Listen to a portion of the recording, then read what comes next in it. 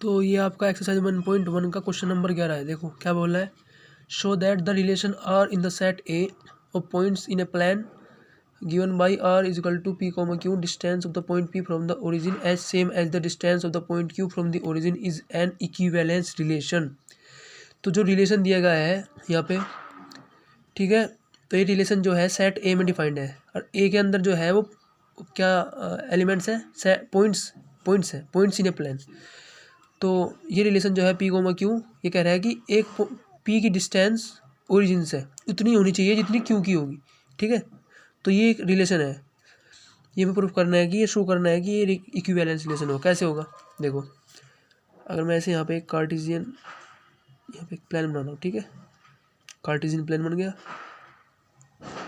तो ये ओरिजिन है यहाँ पे, तो यहाँ से किसी भी डिस्टेंस पे यहाँ पे कोई पॉइंट ले रहा हूँ पी, और जो कह रहा है कि क्यू पॉइंट भी उसी सेम डिस्टेंस पे होना चाहिए, जितनी डिस्टेंस यहाँ से इतनी है। तो यहाँ पे कोई पॉइंट क्यू हो गया, ये हो गया क्यू, ठीक है। और दिख रहा है आपको ये रिफ्लेक्सिव होगा। कैसे कि कोई भी पॉइंट खुद से ही अगर कंपेयर करें तो वो इक्वल डिस्टेंस पे होता है। अगर मैं कहूँ पी पॉइंट पी के कंपेयर में कितनी इक्वल है, नहीं इक्वल है, सिंपल है, तो रिफ्लेक्सिव तो होगा, ठीक है। रिफ्लेक्सिव में खुद की कंपेयर खुद से होती है। अब सिमेट्रिक कैसे, अगर मैं कहूँ कि पी की डिस्टेंस ओरिजिन से क्यू की डिस्टेंस के इक्वल है, तो मैं ऐसे भी बोल सकता हूँ कि क्यू की डिस्टेंस ओरिजिन से पी की डिस्टेंस के इक्वल है, तो ये सिमेट्रिक भी होगा, ठीक है। ट्रांजिटिव कैसे, जैसे मैं तीसरा कोई पॉइंट ले लेता हूँ, इधर ये ले लेता हूँ आर, तो और अगर पी की डिस्टेंस क्यू की डिस्टेंस के इक्वल है और क्यू की डिस्टेंस आर की डिस्टेंस के इक्वल है, ओरिजिन की डिफरेंस में बात कर रहा हूँ, तो सिंपल लॉजिक की बात है कि पी की डिस्टेंस आर की डिस्टेंस की इक्वल होगी विद रिस्पेक्ट टू ओरिजिन, तो ये ट्रांजिटिव भी होगा, ठीक है, ट्रांजिटिव भी होगा।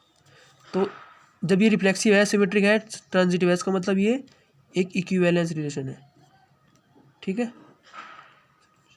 और एक और चीज़ पूछ रहा है आगे, वो फर्दर एक क्वेश्चन इसने और बोला है कि show that the set of all points related to a point P is the circle passing through point P with origin as centre. ये कह रहा है कि जो सेट बनेगा सभी पॉइंट्स का रिलेटेड टू पॉइंट पी, कोई पॉइंट पी है यहाँ पे, मतलब ये एक जनरल पॉइंट की बात कर रहा है कि किसी डिस्टेंस है, वो पॉइंट ओरिजिन नहीं होना चाहिए, तो ओरिजिन से कुछ डिस्टेंस पे अगर कोई पॉइंट ले रहा हूँ जनरल पॉइंट, तो उन सब पॉइंट का जो सेट हैगा होगा वो एक सर्किल होगा, क्योंकि वो इक्वल डिस्टेंस की बात कर रहा है। उस ओरिजिन से इक्वल डिस्टेंस पे बहुत सारे इनफाइनाइट पॉइंट्स होंगे, ऐसे ऐसे ऐसे इनफाइनाइट, और जब उनको मैं क्या करूँगा, ऐसे मिलाऊंगा तो एक सर्कल बनेगा। तो वो ये कह रहा है कि इसे शो करना है, तो कर सकते हैं। सो सर्कल की डेफिनेशन क्या होती है, a set of all the points, ठीक है, that are at fix distance from the a fix point, ठीक है, ऐसा होता है। तो आप ये सोच सकते हैं ये कि ये हो गया शो, ठीक है, इक्विवेलेंस रिलेशन है, और दूसरा पार्ट भी हो गया। अब क्वेश्चन नंबर 12 पे चलते हैं। तो अगले क्वेश्चन में क्या कह रहे हैं, show that the relation are defined in the set of all triangles as R T1 T2 T1 is similar to T2 is an equivalent relation. ये कह रहा है कि एक रिलेशन डिफाइन किया गया है सेट ए में, set A of all triangles, ये सेट जो ए है इसके, ये सेट किस चीज़ का है, सभी ट्रायंगल्स का है। तो इसमें क्या रिलेशन डिफाइन किया गया है कि T1 T2 such that T1 is similar to T2, कि T1 जो है वो सिमिलर है T2 के। तो दो ट्रायंगल वो आपने पढ़ी होगी सिमिलरिटी ट्रायंगल की, सिमिलरिटी ऑफ ट्रायंगल आपने पढ़ा होगा। तो सिमिलरिटी ऑफ ट्रायंगल होता है, देखो अगर कोई ट्रायंगल, पहली बात कोई ट्रायंगल खुद के तो सिमिलर होता ही है, ठीक है। अगर मैं खुद की बात करूँ, ये सेम ट्रायंगल मैंने इधर कॉपी किया है, तो ये खुद के सिमिलर होगा, सिंपल बात है। तो ये रिफ्लेक्सिव रिलेशन तो है ही। नाउ सिमेट्रिक की बात करें तो अगर कोई ए ट्रायंगल दूसरे बी ट्रायंगल के सिमेट्रिक है, तो बी ट्रायंगल ए ट्रायंगल के भी सिमेट्रिक होगा, सिंपल सिमेट्रिक भी होगा। और सेम ट्रांजिटिव में होता है, ट्रांजिटिव में भी ऐसे होगा कि अगर ए ट्रायंगल और बी ट्रायंगल और C triangle, A B C triangle, अगर ए ट्रायंगल बी ट्रायंगल के सिमिलर है और बी ट्रायंगल सी ट्रायंगल के सिमिलर है, then A triangle C triangle के सिमिलर होगा। इसका मतलब ये क्या हुआ, ट्रांजिटिव भी हो गया। क्लियर। लेकिन ये आगे क्या पूछ रहा है फर्दर, ये कह रहा है कि 3 एग्जाम्पल दे रखे हैं इसने, 3 राइट एंगल ट्रायंगल है, 3 4 5 5 12 13 एंड 6 8 10। ये राइट एंगल ट्रायंगल 3 दे रखे हैं अलग अलग,